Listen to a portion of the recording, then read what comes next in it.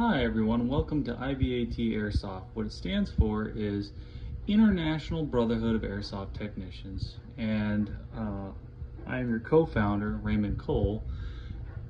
Today we'll be talking about topics of why we do things the way that we do them, and I'll also be posting a description down below, or rather a link down below of Paragon Armory's shimming video that he has.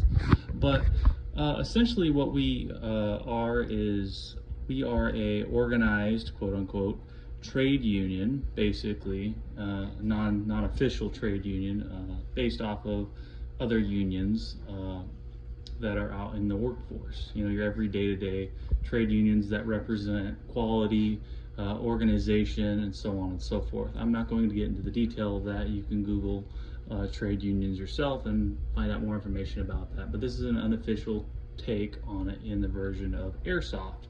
For instance, I know, for example, I am a I.B.A.T. union electrician, and I founded my I.B.A.T, quote-unquote, International Brotherhood of Airsoft Technicians, off of the same concept of International Brotherhood of Electrical Workers, I.B.E.W, as we call it. And a lot of us that are in my private Discord group are strictly against a lot of the elitism and a lot of the bullshit that is being tossed around out there in today's airsoft. And one of them is a very large controversial topic I'm going to talk to you about today, and that is basically how to determine motor height. And this will also debunk a lot of other bogus shimming methods out there. An honorable mention that I would like to mention today, there are several other technicians who do similar stuff to Paragon Armories, but he will have a video that I'm going to be posting in my description later on at some point when I post this video. But his method uses a kind of non-standard way to find your perfect beveled opinion for shimming, and that will be strictly based off of a caliper tool that he uses. And this will kind of it will go to show for those of you who do not understand how to do it via the old tried and true method of touching and feeling and getting it right by looking at it and making sure that you know, being able to move the bevel gear back and forth was kind of the old way to be able to feel how much play there was in between the teeth or whatever. There's videos on that. The Airsoft Tech has videos on it. There's a few other people that have it on YouTube. It's been around for years and decades, and some of you guys haven't been able to figure out how to properly do the touch and feel method, as we call it. So Paragon Armory has a video to show you how to use calipers to determine the perfect beveled opinion play. And this video will be to reinforce and help understand a lot of this. So in the trade unions, whether if you're electrician, carpenter, whatever you're doing, or even just somebody who's doing regular woodworking at the house, common sense is going to tell you you're going to want something that's perfectly perpendicular, level, and flush, right? Well, obviously this looks like a little shitty job here that somebody did, and I wanted to kind of show that as an example, but I wanted to further narrow it down. You don't want your shit to have cracks and gaps and whatnot, right? You want it to be completely flush and butted up against it and touching it. Well, there's just a micro gap. Same with your shimming, right? This would be in contrast to something like this as loose shimming, because it would be having a gap in between. So that would also in turn mean you'd have more beveled opinion play, which is not ideal. Now, the only time you would have more beveled opinion play is the concentricity of the bevel being off. For instance, a lopsided bevel with higher pointed teeth than the other. And the problem with that is well, a lot of your beveled opinions are going to be like that today, or bevel gears, I should say, are going to be like kind of lopsided, not concentric in a way today, because of the way that they're machining them compared to how they were machining them back in like 2017 and 2018. There was a lot better process that they were doing back then. There was higher quality gears coming out of the SHS factories and whatnot. But anyways, you wouldn't want your motor height to look like this, right? You wouldn't want for instance, this would be an example of your bevel gear here being backed out way too far this way, where the front of or the top of your pinion gear, I mean, your pinion, basically, you wouldn't want your pinion to be too far out, right? So when you're trying to determine your motor height, and you would also be having overall less contact, and you also wouldn't want it too far in, because like even SHS gears, there is a focal point, right? You see what I drew the arrows on? It's the same thing here. You can see it there, where it's essentially your teeth, you know, kind of one way, and then there's like a flat level plane before it touches the base, which is essentially what you see in this area right here. There's actually a little divot point where it matches your pinion gear completely. And so basically, this is kind of what you're looking for, where everything is perpendicular and flush at a 90-degree angle, and that's what you really truly want. And this is kind of the thing that we want to cover in what we call common sense mechanics or aptitude. You know, you wouldn't want your motor height to be set this way, right? You wouldn't want it to be set, or rather this way, I mean, but you would want it to be set this way. And I figured I would emphasize this. And the reason why I'm having these little marks pointed out here is because 90% of your builds nowadays use SHS gears, and they're founded off this concept. Now, there are rare cases where they do cut out this little ring section, and that is also good, but also bad at the same time. It's good because in this case, this is a Silverline gear for an SVD.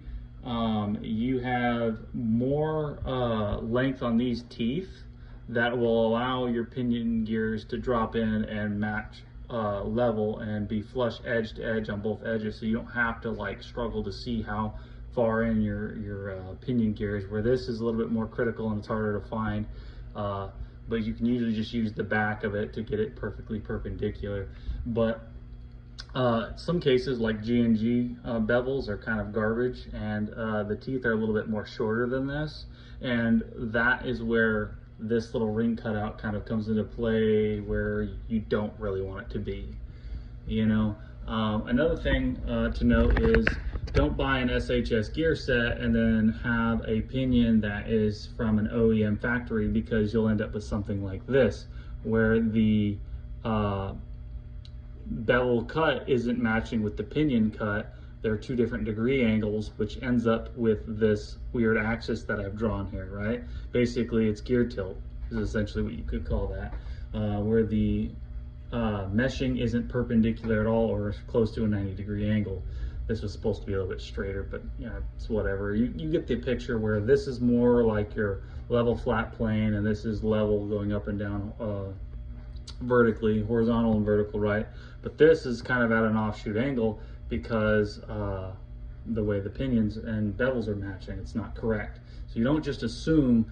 You want to check beforehand when you go to install your gears to make sure that your pinion and your bevel are at a perfect plane. I could go over motor tower shimming and things like that, but most of your towers nowadays are 9.5 millimeters, typically like on your Solink motors and things like that. Even your T238s and Paragons motors, a lot of companies are following that, and even if they're not 9.5, they're like very, very close, and most people use PTS grips. PTS grips have the perfect motor tower hole for 9.5 millimeter and slightly lower. And so having a little bit of play isn't too bad. It's kind of ideal in a sense, because it will also keep the force of your bevel to pinion tightness, for instance, that I like to advocate for. A lot of people will say that because of the concentricity of your bevel is off, you need to have a little bit more play, so that way your gears don't bind up here and bust out your W cage bearings. Well, I use a lot of EZO J cage. That's all I use. I build DSGs and TSGs all the time. I don't really build SSGs for people. Now, I do get it. If you are not using a 9-tooth ZCI bevel and you want to use an SHS and you want to use W cage bearings like your modified ceramics and things like that, yeah, you can have, you know, on your SHS and Chi pinion or SHS pinion or whatever, you can have it mesh and be a little bit loose and not be like perfectly like within a small hairline fracture of movement that you can barely see, but you can only touch and feel, which is the old method that we always went by. But now it's you can kind of see the movement, and a lot of people are doing that because, again, like I said, the teeth are kind of a little bit lopsided on today's SHS gears. The quality manufacturing isn't completely there, and I'd like to avoid to use a lot of Chinese stuff altogether, but it is what it is. It's all we've pretty much got nowadays, and yeah, that's kind of what we're looking at for a lot of this. It's essentially just kind of outrageous that we're having to deal with a lot of that, but it's what a lot of people are using nowadays for SHS gears to avoid your bearings from being popped out, or people will just say fuck doing, you know, bearings altogether, and they just stick with bushings so they don't have to deal with that problem, and then just kind of have everything lined up how they want them to be lined up, and just have it pretty well close and tight to avoid future wear and tear, which is fine and dandy. But I, again, have issues with a lot of your SHS gears, for instance, the 10-tooth bevel sets, where they like to interlock on the spur gear because your bushing hole placements on the gearbox shell are a little bit off spec by 0.5 of a millimeter or whatever. It's just a or 0.05 or something like that. I can't remember the exact measurements, but there's like measurements sometimes where one bushing hole housing is like slightly off, and that's enough to lock up your whole gear set and keep it from spinning. Or it'll spin, but it won't spin freely, and it'll make like a lot of chattering or zipping noise when you spin the gear set in your gearbox. So if you ever see that and experience that, it's because your gearbox is made like shit. That's why a lot of people are making really high quality airsoft gearboxes nowadays. You know, CNC, like, I'll give you a good example. Retro arms used to be really good back in the day. Sometimes they're decent now, but your really good quality gearboxes I have yet to see issues with this is your Mancraft, and they have really tight tolerances, and that's what I love about Mancraft gearboxes. So you're not going to have that issue. You can install bushings, no problem, and then have 10-tooth bevels and they'll spin just fine.